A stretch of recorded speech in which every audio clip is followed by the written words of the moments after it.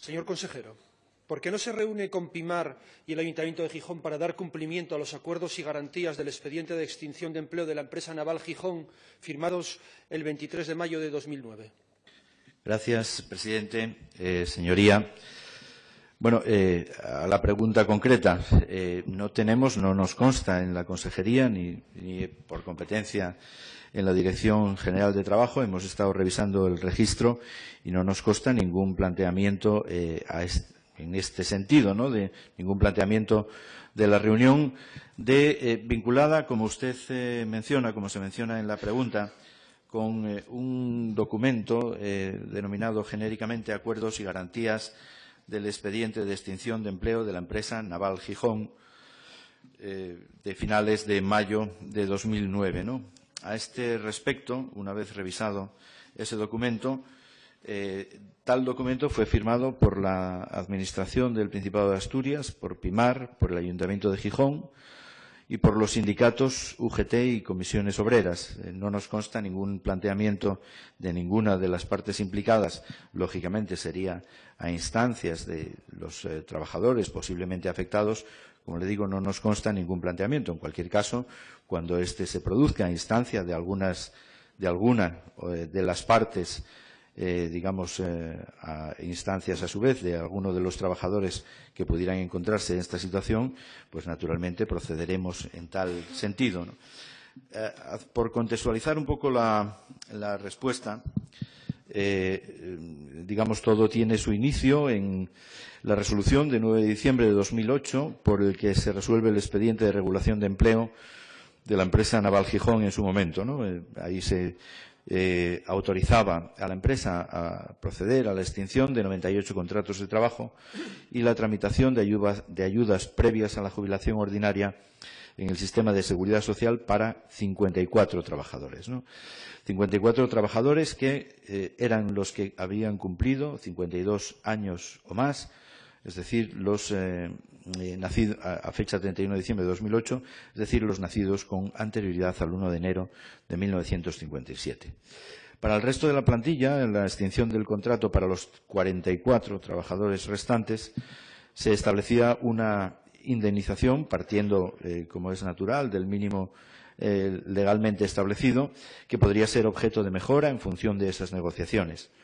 Esas negociaciones concluyeron en un importe equivalente a 60 días por año trabajado, hasta un máximo de 42 mensualidades. Recordemos que en aquel momento la referencia estaba fijada en 45 días por año trabajado, con un tope de 42, y hoy día en 33, con un tope de 24, ¿no?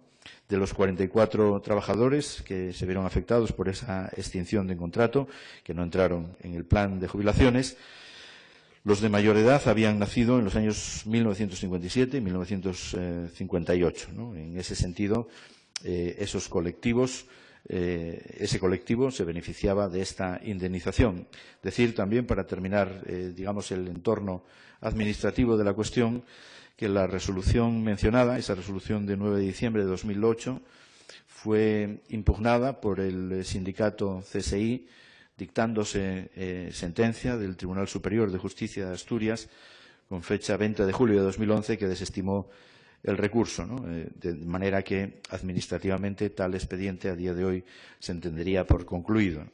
El citado documento es genéricamente denominado Acuerdo y Garantías del Expediente de Extinción, firmado a finales de 2009, fue firmado por las partes que antes señalaba y, como le digo, no tenemos hasta el momento constancia de ningún planteamiento en esta materia y, naturalmente, cuando ello se produzca, articularemos una reunión al efecto para valorar los planteamientos que, en su caso, se nos den traslado, lógicamente valorando individualmente, dado el tiempo transcurrido.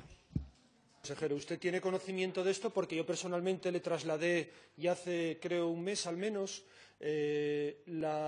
cuál era la situación real. La situación real es la siguiente. Tanto desde Pimar como desde el Ayuntamiento de Gijón, dos de las tres partes firmantes, la otra es usted, la consejería a la que usted representa ahora, han manifestado claramente su disposición a abordar una situación que queda pendiente después de la firma de los acuerdos y garantías del expediente de extinción de empleo de la empresa naval Gijón. Mire, no puedo dejar pasar la oportunidad para hacer un recuerdo de lo que fue la reconversión en los astilleros, la reconversión del sector naval en Asturias, también en otros lugares, pero en concreto en la ciudad de Gijón. Gijón tenía a principios de los años 80 casi 4.000 trabajadores en el sector naval, 5 astilleros y aproximadamente 4,5 empleos indirectos por cada uno de los empleos directos, talleres, empresas auxiliares y demás. Ante las salvajes propuestas de reconversión que se realizaron en aquel momento, lo que hubo fue una respuesta muy dura por parte de los trabajadores, una respuesta consciente que después de años de movilizaciones muy duras y con el apoyo del pueblo de Gijón consiguieron que las amortizaciones de plantilla fueran menores de lo que en principio se preveía cuando se planteaba la destrucción total del empleo. Se consiguió que se permaneciera un astillero como Naval Gijón con 742 trabajadores, aparte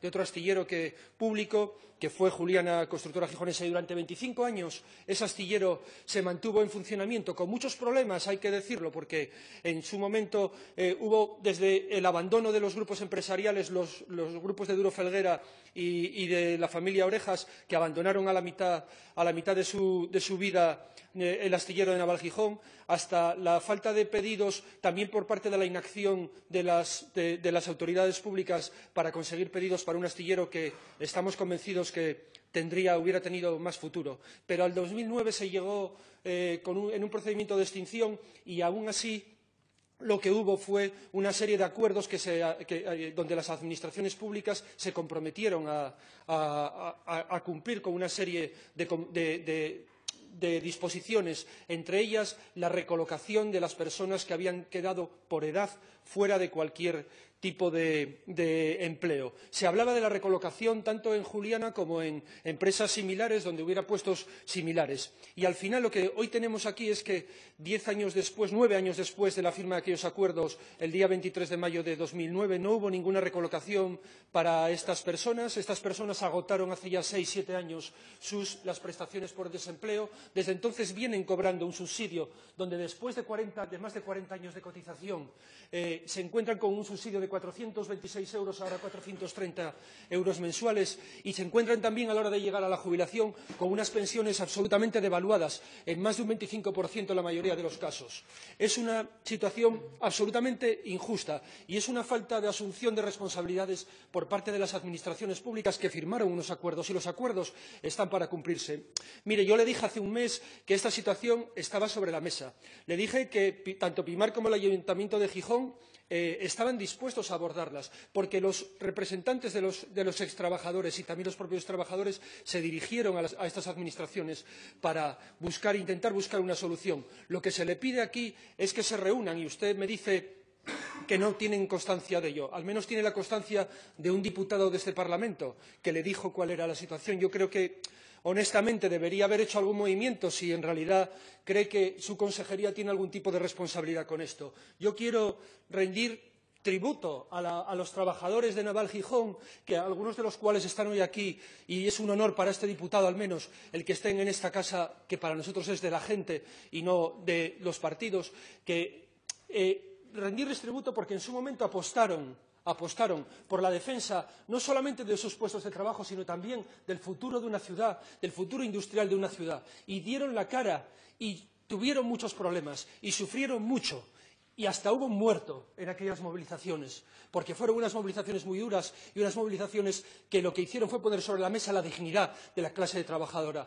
La lucha de los trabajadores de los astilleros públicos en Gijón es un ejemplo de la lucha obrera en Asturias que quedará para la historia, y eso hay que tenerlo en cuenta. Y hoy quedan 10 trabajadores viviendo en el umbral de la pobreza porque las administraciones públicas, y en concreto también su consejería, de la que usted es responsable en este momento, no han cumplido unos compromisos firmados.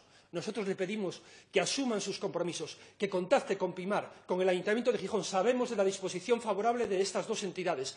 Queremos también su disposición favorable, que se sienten entre las tres administraciones, que se sienten con los representantes de los extrabajadores, con esos extrabajadores, y que solucionen una situación injusta que tiene en el umbral de la pobreza a 10 personas que llevan esperando 9 años una recolocación que ya no van a tener nunca. Gracias. Gracias, presidente. Señoría, como le acabo de expresar en la primera parte de mi intervención, naturalmente, cuando tengamos conocimiento de esa situación de 10 trabajadores al respecto, tendremos que valorar individualmente. Cuando esa situación se plantee en concreto, pues naturalmente habilitaremos esa reunión para analizar los casos y asumir esos compromisos. Me permito sugerir que esos trabajadores den traslado de su situación a alguna de las. Ahí sí le introduzco un matiz. No son 3 partes, son 5 partes, las firmantes del documento.